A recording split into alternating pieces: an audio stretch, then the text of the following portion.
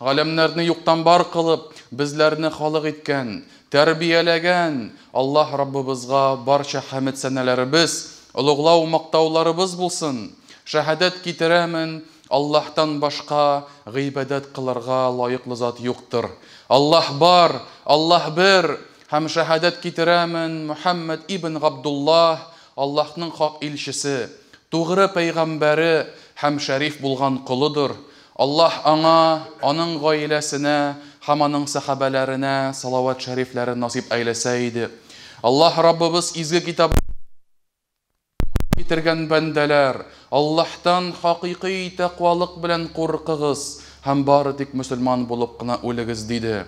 Әмма бәъд, мөхтәрәм җәмәгать, без сезнең белән бүген Рамазан айының 14нче көнен яшәп үткәрәбез. Бүген кич белән сезнең белән һәммәбез белән 15нче кич, 15нче ифтаравих, 15нче кичә төн булачак.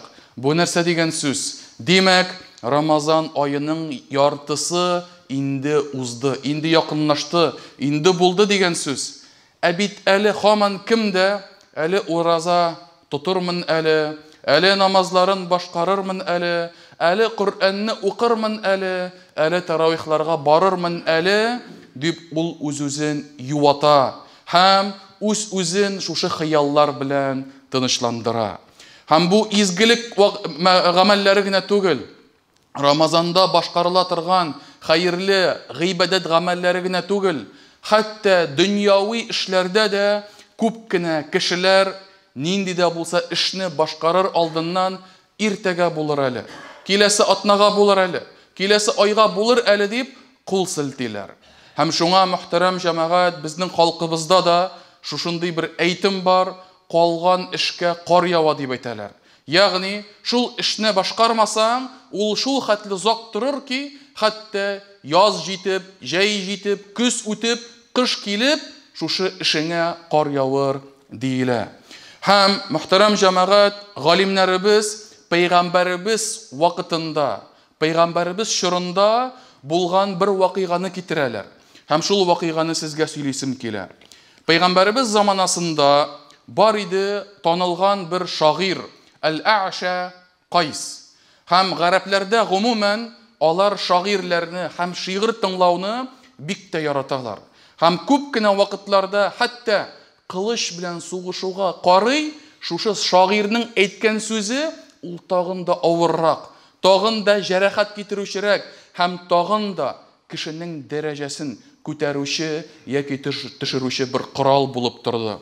Һәм шушы Ә'шә Кайс исемле бер шагыйр тормыш ахырында пәйгамбәребез Мәдинәгә күчкәч, сахабалар саны арта башлагач, аңа юл тотыйм әле.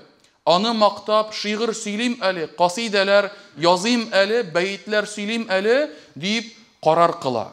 Һәм пәйгамбәребез янына барырга җыена. Пәйгамбәребезне мактый, пәйгамбәребезне биекли, аның эшләрен, аның гамәлләрен, сахабаларны шушай мактарга җыена. Һәм бу хакта Мәккә мөшрикләре ишетәләр. Һәм әйтәләр, әгәр дә бу шагыйр пәйгамбәребез янына килсә, бу ди безне битерәчәк ди. Бу ди хәзер бөтен гарәпләрнең кабиләләрен шушы Мөхәммәдкә таба тартачак дип, алар борчыла башлыйлар һәм шушы шагыйр янына киләләр. Ә'шә янына киләләр. Һәм килгәч, алар әйтәләр моңа, син беләсеңме ди? Ә бит Мөхәммәд ди, син яратып башкара торган эшләрне ул ярамый дип әйтә ди. Он запрещает то, что ты любишь делать дип әйтә. Һәм шунда нинди гамәлләр соң ул дигәч, аңа Әбу Суфиян, ул вакытта ул мөшрик иде, исламга ул соңрак килә. Әбу Суфиян әйтә, Мөхәммәд ди, зинаны, азарт уеннарны, рибаны һәм хәмерне харам кыла дип әйтә. Ә шушы эшләрне һәммәсендә син эшләдең яки эшлисең дип әйтә. Һәм бу шагыйр бу сүзләрне ишеткәч, моның фикере бурыла. Фикере үзгәрә. Һәм бу нәрсә ди? Әйе, зинага мин картайдым инде хәзер дип әйтә. Ләкин хәмерне әлегә ташлый алмыйм дип әйтә. Һәм нәрсә ди? Бер ел буена рәхәтләним әле, бер елдан соң Мөхәммәдкә барырмын да, аның турында шигырь сөйләрмен, аның динен кабул итәрмен дип карар кыла. Һәм шулай итеп, мөшрикләр, Мәккә мөшрикләре моны күреп бик каты сөенәләр һәм шушы шагыйрьгә 100 дия бүләк итәләр. Һәм бу шагыйрь шушы зур байлык белән 100 дия белән кире өенә кайтып китә. Әмма ләкин өенә кайтып барганда диясеннән егылып төшеп вафат була, үлә. Һәм менә моннан галимнәр бик зур хикмәт чыгаралар. Бу ди рәхәтләним әле, әзрәк яшим әле, покайфую немножко дип әйтүе белән ул нәрсә эшләде ди? Ул шушы иманга килү белән, исламга килү бәхетеннән мәхрум калды һәм мәңгелек җәһәннәм әһелләренә булды дип әйттеләр. Ягъни күферлектә, ширектә вафат булды дип әйттеләр. Һәм шуңа мөхтәрәм җәмәгать, һәммә безгә дә иң зур һәм иң куркыныч ширләрнең берсе ул да булса иртәгә шире. Это болезнь завтра. Сделаю завтра, через неделю, через месяц. Менә бу җәмәгать кешенең тормышын, дөньяви тормышын һәм ахирәткә багышланган изгелек гамәлләре кылына торган тормышын харап итә. Һәм аны төрле байлыклардан, Аллаһ рәхмәтеннән мәхрум калдыра торган шир булып тора. Һәм менә шушы иртәгә шире ул кешене фарызлар үтәүдән, ваҗипләрне үтәүдән аны тыя һәм башка кешеләргә булган хаклары, вазифалары, шушы вазифаларны башкарудан да тыеп тора. Һәм гомумән иртәгә шире кешене пассивлыкка, кешене ялкаулыкка, инертный хәлдә булуына китерә. Һәм әгәр дә шушы кеше иртәгә шире белән авырый башлый икән, шушы шир белән ширли башлый икән, аның тормышына карасаң, аның тормышында бер алга китеш юк. Аның изгелекләре санаулы, аның башка кешеләргә файда китермәве һәм әрәм тамак рәвешендә яшәве күренеп тора. Бәлки анда берәр сәләт булгандыр. Бәлки аның берәр таланты булгандыр. Әмма ләкин менә шушы иртәгә шире аның бөтен сәләтләрен, бөтен талантларын юкка чыгара һәм аны түбәнлеккә үстери һәм бер уңыш бирми. Һәм галимнәр бу ширне өйрәнгәндә сәбәбе нәрсәдә, ни өчен иртәгә шире безнең тормышыбызны агулый дигәч, алар әйтәләр, чөнки кеше ди күп вакытта үзен комфорт зонасыннан чыгарасы килми. Кеше дип әйтә, үз-үзен хыяллар белән тынычландыра. Булыр әле ул шушы турып эшне эшләүгә карый, ул уйланып ята, а вот иртәгә шулай эшләрмен, менә шулай булыр, фәлән булыр, төгән булыр дип, ул үз-үзен тынычландыра. Һәм авырлыкларга барасы килми, тырышасы килми, көч куясы килми. Һәм гадәти генә бер мисал, әйме, хәтта менә студентларга карасаң, әйме, мин уйлыйм, күбе безнең башыбыздан бу узгандыр. Студент укыганда, университет булсынмы, институт булсынмы, ел буена, ярты ел буена берәр дә укымый, трай тибеп йөри.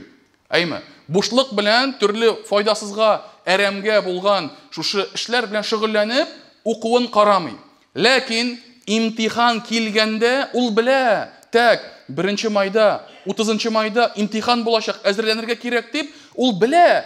Әмма ләкин шул имтиханга әзерләнми. Көн үтә, атна үтә, ай үтә, ә ул һаман әзерләнми. Все себя тешит и тешит. Иншалла я успею, иншалла я сделаю, я подготовлюсь дип, һаманнан соң килеп терәлгәч кенә шул көннең төнендә китабын ачып, укып, ятлаган булып кылана. Һәм шуңа мөхтәрәм җәмәгать, менә шушындый мисаллар тормышыбызда бик күп. Менә шушы дедлайн дип әйтәләр, конечная точка, когда нужно все уже отчитываться, сделать. Шушы вакытка хәтлек алдан әкренләп эшләр урынына ул оттягивает шуны, узак иттереп эшләмичә, килеп терәлгәндә генә барып селкенеп йөри башлый.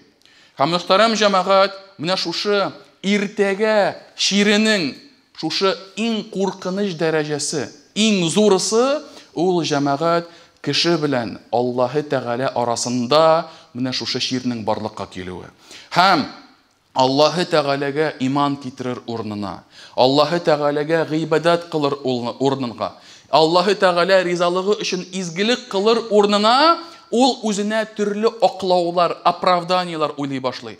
Менә балалар уссыннар әле, балалар үссеннәр әле, өйләнсеннәр әле, менә квартира алыйм әле, менә йорт төзим әле, менә пенсияга чыгыйм әле, аннан соң килермен мәчеткә, тотырмын ураза, башкарырмын намазын, керермен мәдрәсәгә дип күп кеше үз-үзен алдалыйлар. Әмма ләкин менә шушы ширнең куркынышы нәрсәдә? Бу ширнең куркынышы biz җәмәгать беребез дә әҗәлебезнең кайчан килеп җитәчәген белмибез. Кем сиңа гарантия бирә, син пенсияга хәтле яшәрсең? Кем сиңа гарантия бирә, синең балаларыңның өйләнгәннәрен күрерсең? Кем сиңа гарантия бирә, син квартира алганчыга хәтлек яшәрсең дип? Беркем дә бирми, һәм беркем дә белми. Моны бары тик Аллаһ Тәгалә генә белә.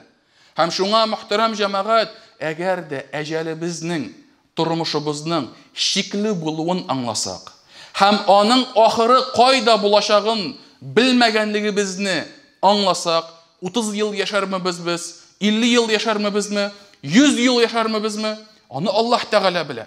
Һәм шуңа мөхтәрәм җәмәгать, менә шушы иртәгә шире Аллаһы Тәгаләдән кешене ярагайта.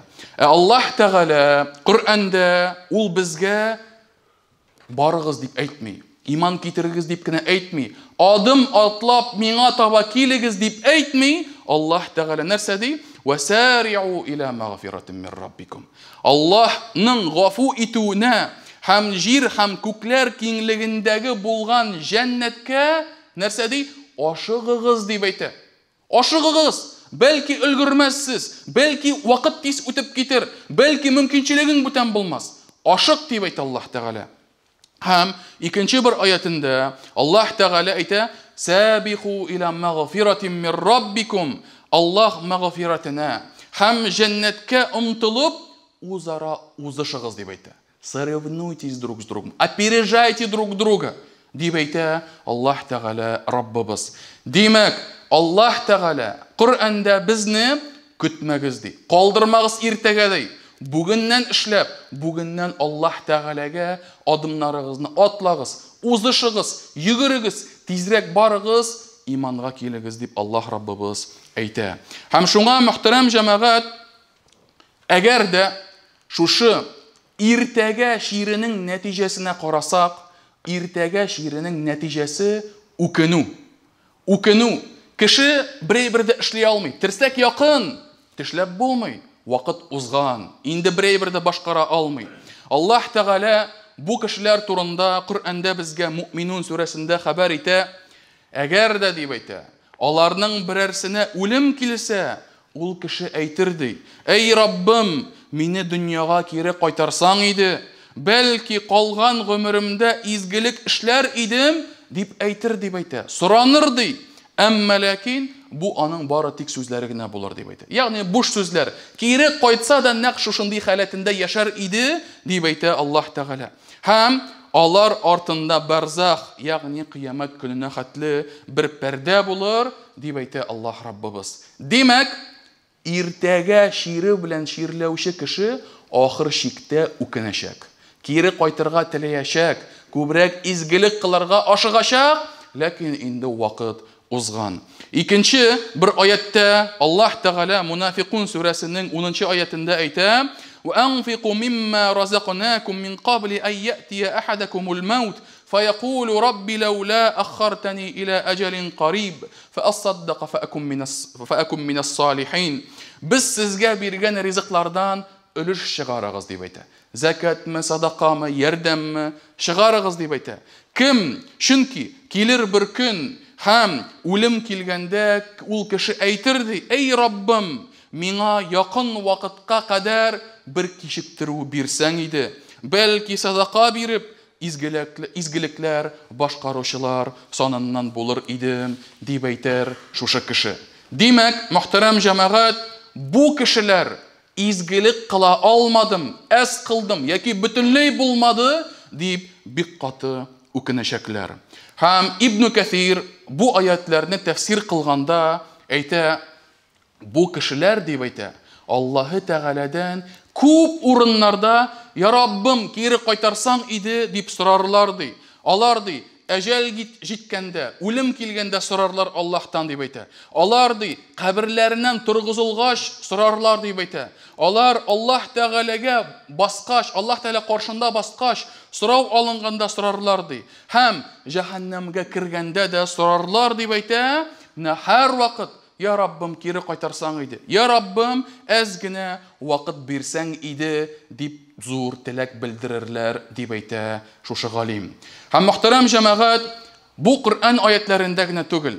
Хәтта пәйгамбәребез дә саллаллаһу алейхи ва саллям вакытны кулланырга, бушка уздырмаска, изгелекләреңне арттырырга чакыра. Аллаһ илчесе Uşa bir hadisinde aytdi: "Badiru bil a'mal fitanan qaqita'il laylil muzlim yusbihur rajulu mu'mina ve yumsi kafira."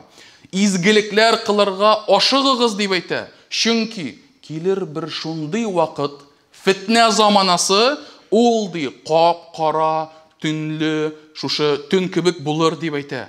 Ул tünni diп aytdi, kişi irtəgisində ул mümin bulup, iman iyesi bulup uyanır diп әйтә. Kişkә küfürlüğündə yuqlarga yatır ди.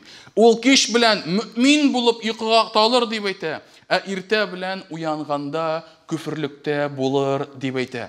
Һәм динендә дөньяви мәслихәткә, дөньяви байлыкка сатыр дип әйтә пәйгамбәребез. Димәк, Аллаһ илчесе шушы кыямәт галәмәтләре, fitne vakitleri kilgençiğe hatlik bagajını arttır diп әйтә.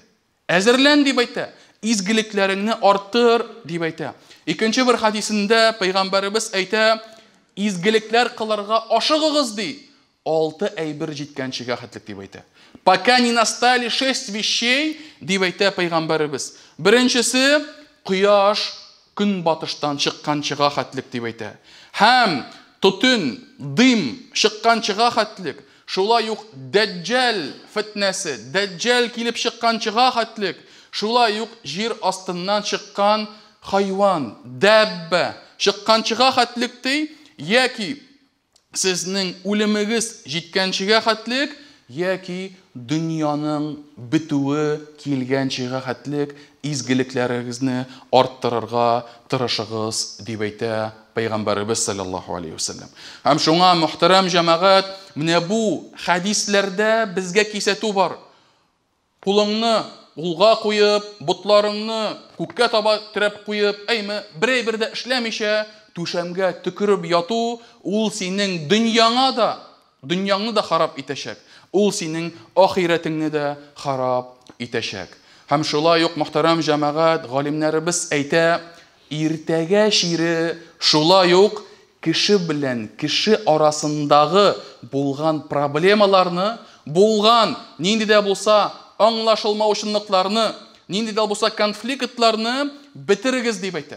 Юкка чыгарыгыз. Иртәгә калдырмагыз дип әйтә. Peygamberimiz sallallahu aleyhi ve sellem bir hadisinde әйтә, һәм бу хадис Сахих аль-Бухари хадисләр җыентыгында китерелә. Peygamberimiz әйтте: Kimning de bulsa, eğer de kardeşine nini de bulsa, zulümlüğü bulsa di, eşekiligi bulsa di, ol di, şuşu zulümlükni bitirirge tırışsın diп әйтә. Bugün bitirirge tırışsın di. Çünkü şuşu kilir bir vakit di, ol vakitta dinar da bulmaz, dirhem de bulmaz diп әйтә. Yani satıp alırga, үзгәртергә, акча белән юмаларга ул вакытта bir mümkinçilik de bulmaz дип әйтә Peygamberimiz.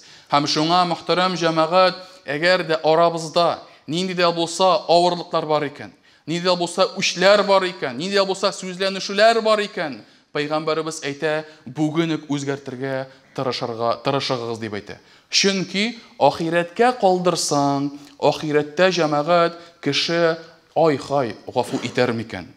Һәрбер кеше үзе турында уйлар. Һәрбер кеше җәһәннәмнән котылып, җәннәткә кирим әле дип уйлар. Һәм шуңа бу дөньяда әгәр дә хәл итмичә ахирәткә калдырсаң, ахирәттә ул точно хәл ителмәячәк. Һәм Аллаһ Тәгалә синең әгәр дә зулымлыгың булган булса, шул зулымлыкны гаделлеге белән чишер дип әйтә. Һәм шулай ук мөхтәрәм җәмәгать, галимнәр әйтәләр, әгәр дә берәр кеше башкасына зыян китерде икән, рәнҗетте икән, если кто-либо из рабов Аллаха нарушил права другого человека, другого создания, ул ди тәүбә белән генә бетми дип әйтәләр. Тәүбә, ягъни Аллаһ Тәгаләдән гафу сорау, үкенү һәм бүтән эшләмәм дип әйтү, ул җәмәгать җитми. Алар нәрсә дип әйттеләр? Ул кеше зулымлыгын бетерер өчен, шушы башка кешенең хакына кагылган гөнаһасын гафу үтенү сорап, хәлал кылуны сорап бетерергә тиеш дип әйттеләр. Имам Навави bir хадисне аңлатканда булай дип әйтә: Аллаһ илчесе әйтте ди, шаһидкә, сугыш кырында вафат булган кешегә бүтән гөнаһлары ярлыканыр дип әйтә. Илля мәгәр бурычы. Бурыч, долг, он не будет прощен даже мученику на поле боя. Һәм Имам Навави әйтә, бу хадистән ди без нәрсә аңлыйбыз ди? Шушы кеше әгәр дә башкасына нинди дә булса әшәкелеге булган булса, нинди генә изге дәрәҗәгә күтәрелмәсен, ул гафу кылынмый дип әйтә. Әгәр дә шул кемне рәнҗетте, кемгә зулымлык китерде, кемнең хакына кирде, кемнең бурычын түләмәде, кемгә шушы әйберсен бирмәде, тартмады, әйме, кайтармады, хәлал кылмады, менә шушы кеше дип әйтә, аның шушы әшәкелеге, шушы гөнаһасы нинди генә изге булса да, ул гафу кылынмаячак дип әйтә. Ул шул килеш калачак дип әйтә.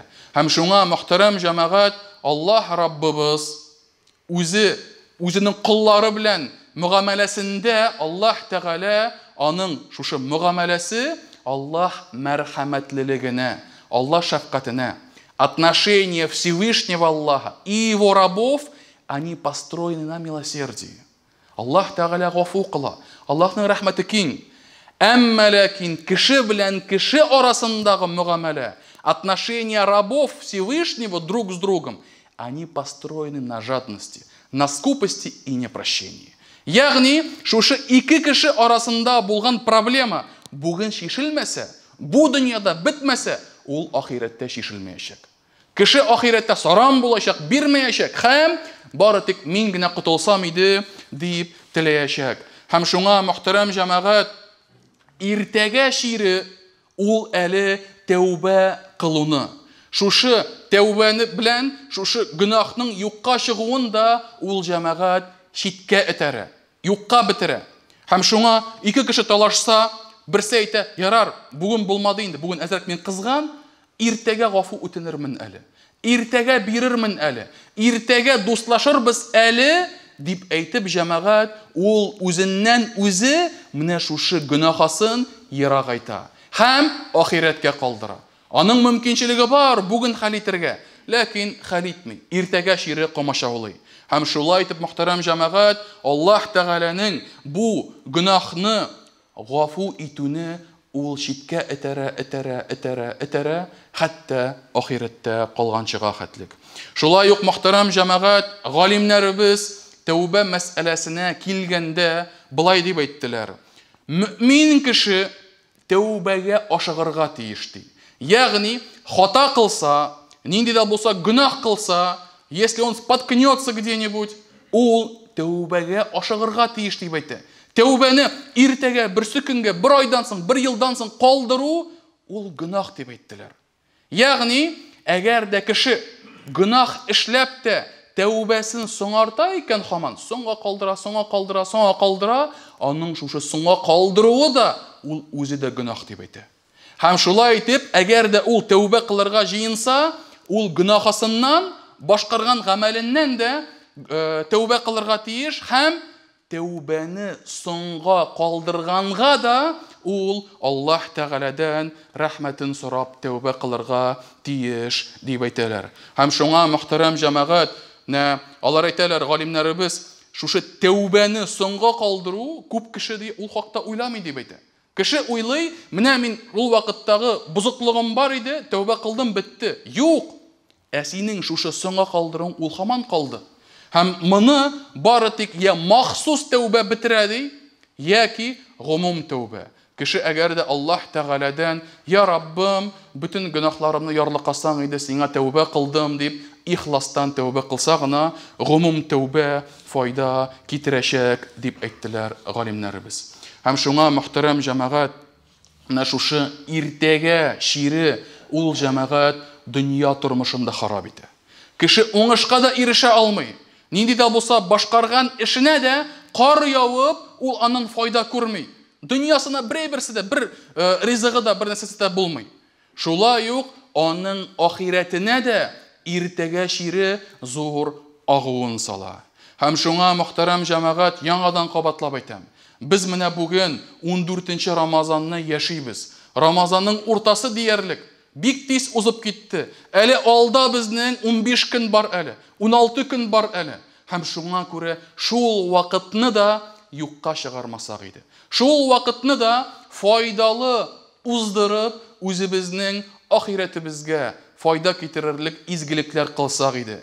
Һәм Рамазан аенда башкарыла торган гыйбадәтләрне, Коръән уку, таравихлар, намазлар, ураза тотуларны без җәмәгать тырышып башкарсак иде. Чөнки монда тырышмасак, ахырдан тырышу зур файда китермәячәк. أقول ما تسمعون وأستغفر الله لي ولكم ولسائر المسلمين من كل ذنب فاستغفروه إنه هو الغفور الرحيم.